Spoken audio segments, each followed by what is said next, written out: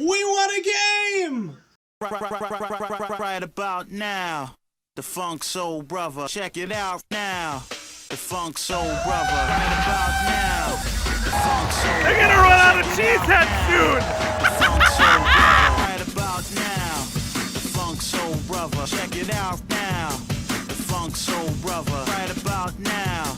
The Funk Soul Brother. Right about now. About now. About now. About now. What is poppin', y'all? It's your man, Boy Bales, and welcome to another episode of Wisco Sports Weekly. Sorry I have not been on here much, I've been super busy with a lot of things. I haven't really had time to make videos talking about Packers games as I usually do on Sundays. I'm always out and about, so it's hard for me to actually take advantage of that. But hey, we got a win, guys. And to be real, I'm not going to really count that Rams game because that was against a team with that was just a terrible team. So this team, even though they're supposed to be good, they're terrible, Like, they are SPANOS for a reason.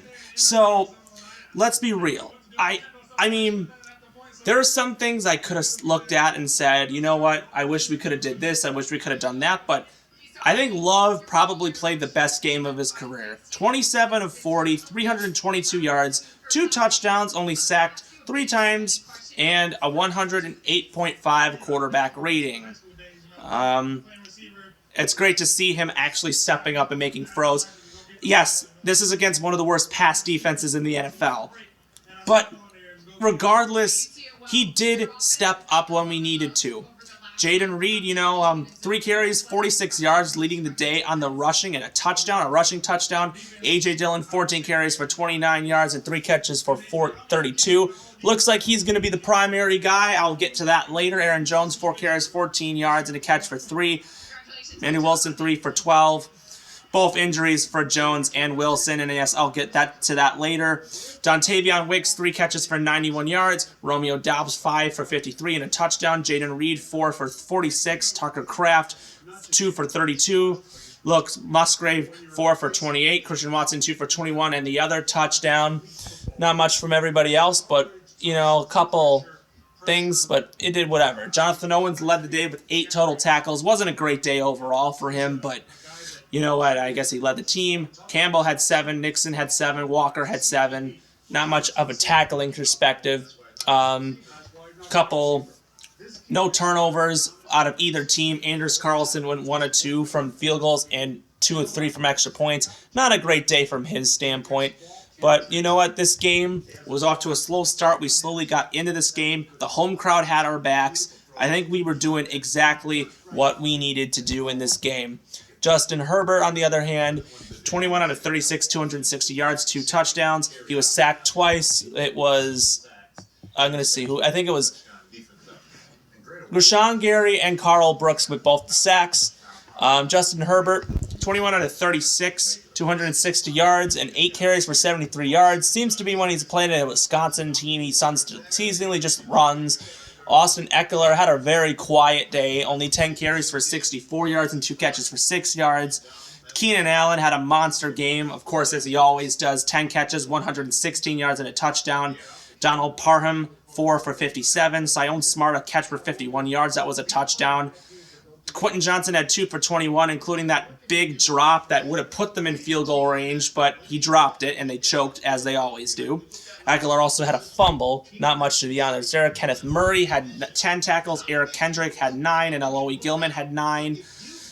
2 sacks on the day for Khalil Mack, Sebastian Joseph Day with the other one. Bad news, obviously, at the Chargers front. Joey Bosa left the game with an injury. It's not looking good. He was crying off on the sidelines. Cameron Dicker went 2 of 2 from field goal range, and not much there on that front. But the Packers got themselves the very promising win, and I think it's very important to really see that we can really step up our game in any way. I feel like we are capable of winning games. Against, the game against Denver, the game against the Raiders, the game against the Steelers, even the game against the Vikings, those were all games I felt like they were winnable. They can do things. I feel like this is exactly what they needed. A win to make themselves wake up and say, we got this. I mean, literally, now I can say that maybe Herbert's overrated, especially if he was playing a secondary that consisted of 7th rounders and free agents. But the thing about it is, you got yourself a win. You can go into next week and think positive. Like, you can do that. Anything can possibly happen. I think that is definitely great, because games like this make you think about the team and go, man, there is a future in this organization. Now, I can't sit there and say, oh, Jordan Love sucks, Matt LaFleur sucks. You know what? I'm going to say that every time they lose. But these are these moments that you can look at. It was the same exact tone as that Saints game where we came back. This was the first time you had led a touchdown drive, a go-ahead drive, and we were able to win. I mean, the Chargers just choked out of this game. Realistically, I feel like they should have won this game, but we got ourselves a win, and I feel like this is exactly what they needed. I mean, they needed motivation going into the very next week, and that is exactly what you want to see. Now, for the Packers, on the other hand, we have a very short week. Fortunately, we have to go into Detroit and play them on Thanksgiving. Detroit beating the Chicago Bears in a comeback victory. Bears dropping another close game, and then Vikings do play tonight against the Broncos. I will be busy, so obviously that's why I'm making the video now and not later tonight. So, lot to happen, but I'm excited for what is to come for the Packers. I mean, they have so much young talent. I hope they can utilize some of these younger guys like Watson and Dobbs, even Wicks and Reed, these rookies, even our tight ends. I think we have a young team, and I think each week, even though they lose games, they win games, they lose games, they're going to grow as an organization, and that's the exact thing that you want to see.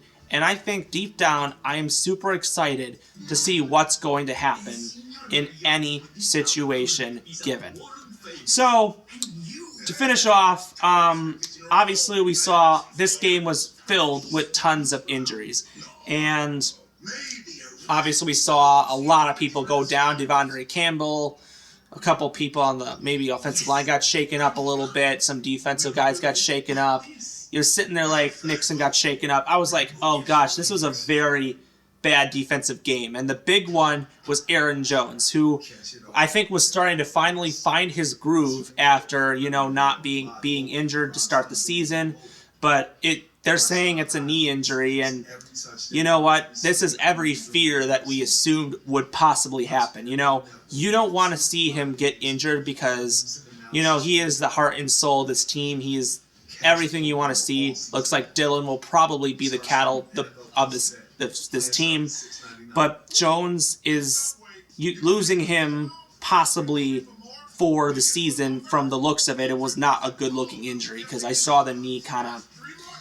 So my assumption is, it's possibly ACL, which means he's out for the year, and possibly, if that's the case, that might have been his final game ever as a Green Bay Packer, which just strikes me because every season I keep saying they're going to cut him, but if he tore his ACL, he's not going to be ready for next year either. So it's going to be a long process to even try to come back for him anyways. So out of respect, I am very, very, very nervous about this one especially.